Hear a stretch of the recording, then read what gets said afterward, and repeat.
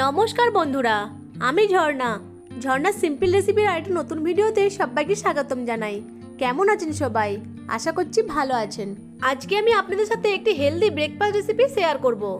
একঘেয়েমি রুটি পরোটা খেতে ইচ্ছা না করলে এই রেসিপিটা একবার ট্রাই করে দেখতে পারেন। এই ব্রেকফাস্ট রেসিপিটা খুব তাড়াতাড়ি বানানোও যায় আর খেতে খুবই মজার ও স্বাস্থ্যকর হয়। রাতের ডিনার ও বাচ্চাদের টিফিনেও এই রেসিপিটা সার্ভ করতে পারেন। চলুন তাহলে রেসিপিটা শুরু করি। এই স্বাস্থ্যকর ব্রেকফাস্ট রেসিপিটা বানানোর জন্য প্রথমেই একটা মিক্সিং বলে 1 কাপ বেসন নিয়ে নেব। এর মধ্যে দিয়ে দেবো 1 কাপ সুজি, দিয়ে দেবো 1 চামচ বেকিং পাউডার, স্বাদ মতো লবণ, হাফ চামচ জোয়ানকে এইভাবে হাতে করে ঘষে এর মধ্যে দিয়ে দেব। 1 চামচ চিলি ফ্লেক্সের পরিবর্তে কাঁচা লঙ্কা কুচিও ব্যবহার করতে পারেন। আর দিয়ে দেবো কিছু কুচানো কারি পাতা। এখানে সবসময় টাটকা কারি পাতা পাওয়া যায় না বলে কারি পাতাগুলোকে আমি শুকিয়ে নিয়েছি। এবার সবকিছু শুকনো উপকরণকে একবার ভালো করে মিশিয়ে নেব। আপনাদের কাছে টাটকা কারি পাতা থাকলে টাটকা কারি পাতাকে কুচিয়ে দেবেন, আর বেকিং পাউডারের পরিবর্তে ইনোও দিতে পারেন।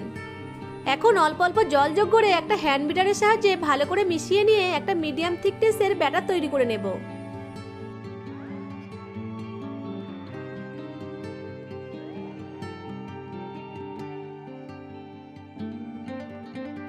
কিছু গোলমরিচের গুঁড়ো দিয়ে ভালো করে মিশিয়ে নেব।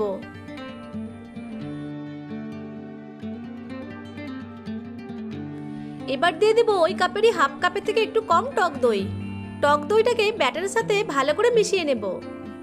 আমি এখানে টক দইটা পরে যোগ করেছি, আপনারা চাইলে প্রথমেই শুকনো উপকরণের সাথেও টক দইটা দিতে পারেন।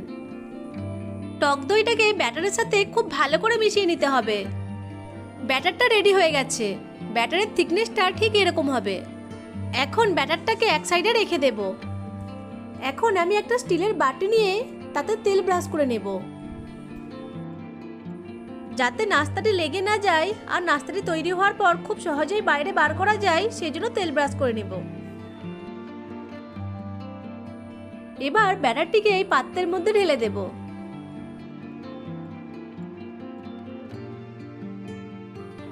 আর এভাবে ট্যাপ ট্যাপ করে নেব যাতে ব্যাটারটি সব জায়গায় সমানভাবে ছড়িয়ে যায়। এখন গ্যাসের ফ্লেম অন করে একটা কড়াই বসিয়ে কড়াইয়ে কিছুটা পরিমাণ জল নিয়ে নেব। কড়াইয়ের মধ্যে এরকম একটা স্ট্যান্ড বসিয়ে দেব। এবার ব্যাটার সহ পাত্রটিকে এই স্ট্যান্ডের উপর বসিয়ে দেব।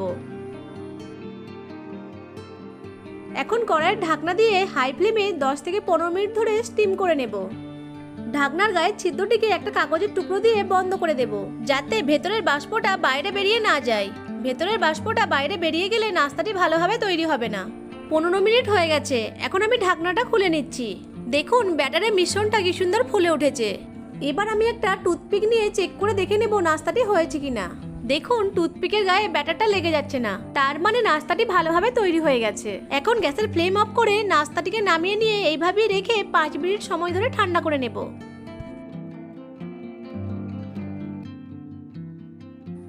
5 মিনিট হয়ে গেছে আর নাস্তাটি ঠান্ডাও হয়ে গেছে।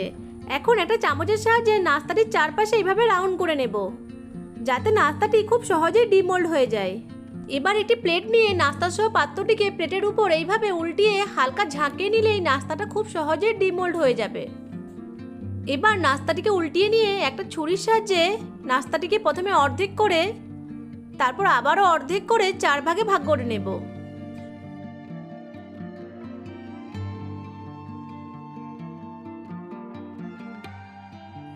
এবার এক একটি ভাগকে এইভাবে স্লাইস করে নেব। আপনারা আপনাদের পছন্দ মতো শেপে কেটে নিতে পারেন।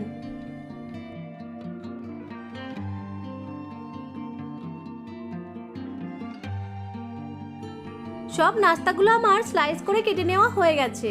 এখন একটা প্লেটে সার্ভ করে দেব। এই নাস্তাটি নারকেলের চাটনি বা বাদামের চাটনি বা সস দিয়েও খেতে পারেন। আশা করছি আজকের রেসিপিটা আপনাদের কাছে ভালো লেগেছে। ভালো লেগে থাকলে আমার ভিডিওটিকে লাইক, কমেন্ট, শেয়ার আর চ্যানেলটিকে সাবস্ক্রাইব করে পাশে থাকা বেল আইকনটিকে অন করে রাখবেন আমার পরবর্তী ভিডিও নোটিফিকেশন সবার আগে পাওয়ার জন্য। ভিডিওটাকে প্রথম থেকে শেষ পর্যন্ত দেখার জন্য আপনাদেরকে অসংখ্য ধন্যবাদ।